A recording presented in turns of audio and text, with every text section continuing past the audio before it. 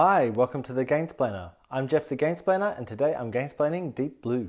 So Deep Blue is on a relatively mammoth board, but the understanding of what you're doing is actually relatively straightforward. You own two boats in your color. You want to move those boats to various tiles to dive.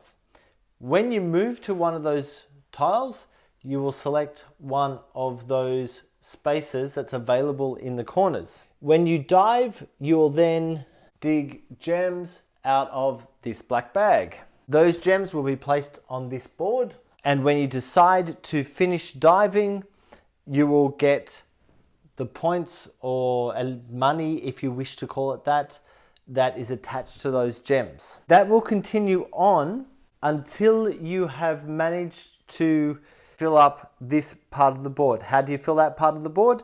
There are 4 cards or 4 tiles that have the little compass signal around their value.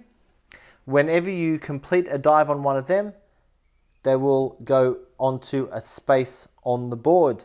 There are 4 of them. Once the 4th one has been completed, that is the end of the game. So this game, in essence, is a deck building game. You start with 4 cards in your hand. What those cards mean is anything that has this symbol means that you can move. Now this one has a 2 multiplier, which means it can go twice. You can play any number of cards out of your hand. So you could also play that if you wished for your boat to go 3 spots. By doing that, one of your boats might choose to go to there, and the other boat might choose to go to here. Now you don't just stop in the middle of a spot, you might go to the edges. What are those spots about? They are for when you dive. So this symbol will help protect you against black gems. This symbol will help protect you against blue gems. This symbol means any of the silver gems that are drawn, which look like that. It will be worth 3 money to you if you complete the dive. They're worth 3 money to you instead of 1. Any of the red gems, which look like that, will be worth 10 money to you instead of 4. Or this one, any of the gold gems, which look like that, will be worth 5 money instead of 2. Once you have a spot, if another boat comes onto the tile, he cannot go to that, so he has to choose from one of the other spots that is available.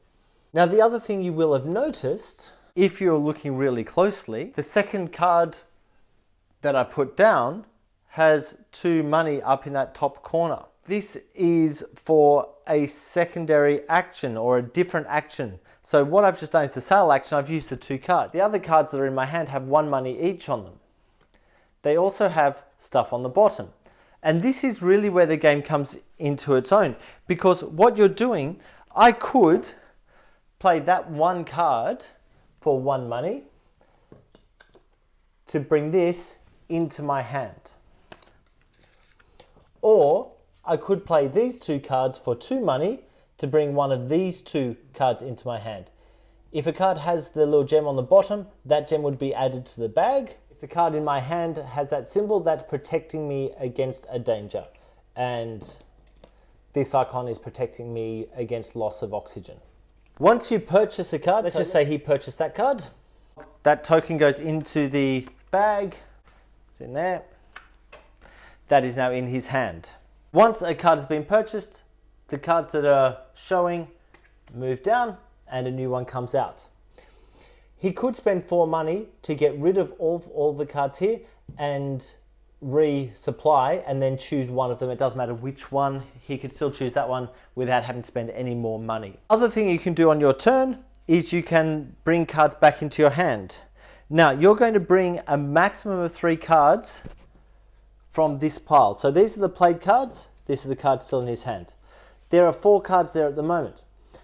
You don't get to choose which cards come into your hand. So you'll need to shuffle them up and then take 3 at random and the other one goes face down. The owner of this card can look at it to see what it is, but no one else knows what card has not come back into his hand. And then he has all these cards back in his hand to play with. So it's a maximum of 3 cards coming back each time you do that. The other action you have, and this is really where the crux of the game is, you get to dive. If you're doing a dive action, you will select one of the spots where your boat is. So say it's Blue's turn, and he selects this spot. Each player has an option of bringing another boat across. So this player might go, I'm going to bring that across. Notice he goes into the middle. He doesn't get to go onto one of those spots. If the blue player also had a boat over here, he could also bring another boat in if he wished. What now happens? That goes in front of the player who is diving, so we know who the boss is, and we come onto this board. Pulling the stones out one at a time, or the gems, he pulls out one and places it on the first spot. The first blue or black gem has no effect on the diving party whatsoever. So there he's pulled out a gold. There he's pulled out another gold.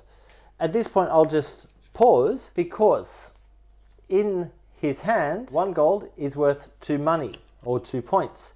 So when the first one was brought out, that card should have been played. That just goes face up and will gain him 2 points at the end of the game.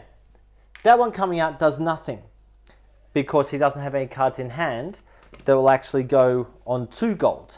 He can keep going, so he's pulled out a red, and he has the card that gives him 4 points for a red gem, so he will also play that one. The other player obviously got to play cards as he was going as well. He now pulls out another one. He's pulled out the first black gem. He pulls out another. He pulls out a second black gem. Now, this works exactly the same for blue and black.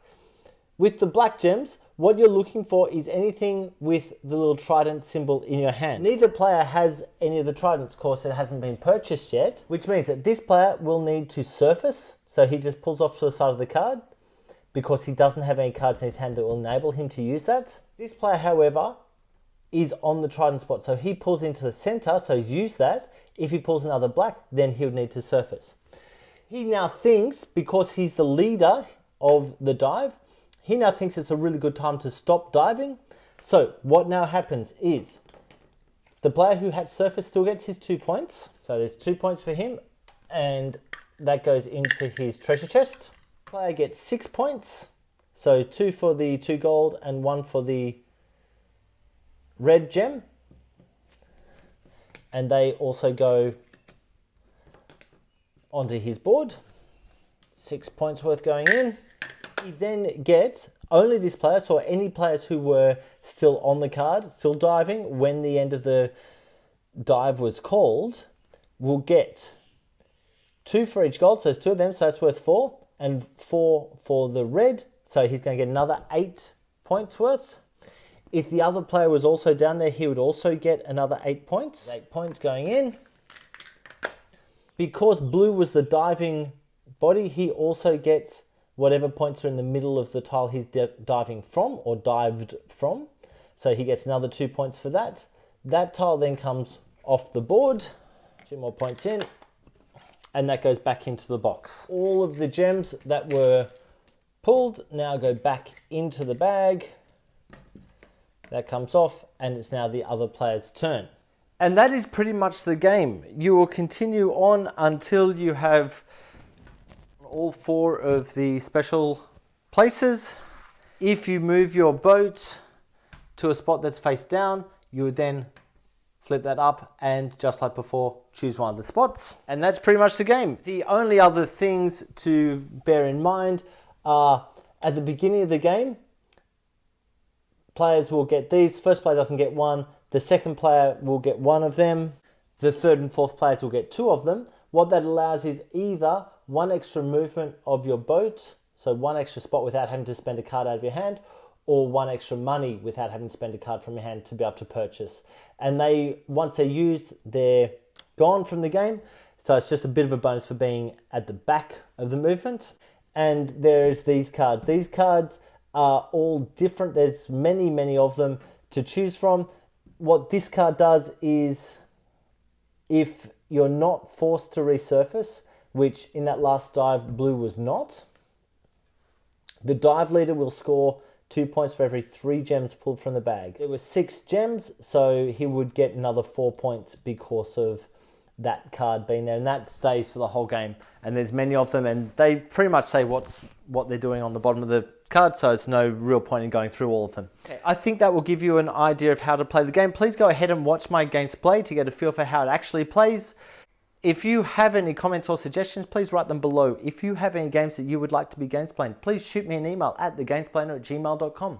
Follow me on Instagram and Twitter at thegamesplainer to keep up to date with the games that I'm playing. Subscribe to my videos to keep up to date with the games that I'm gamesplaining. And until next time, enjoy gaming.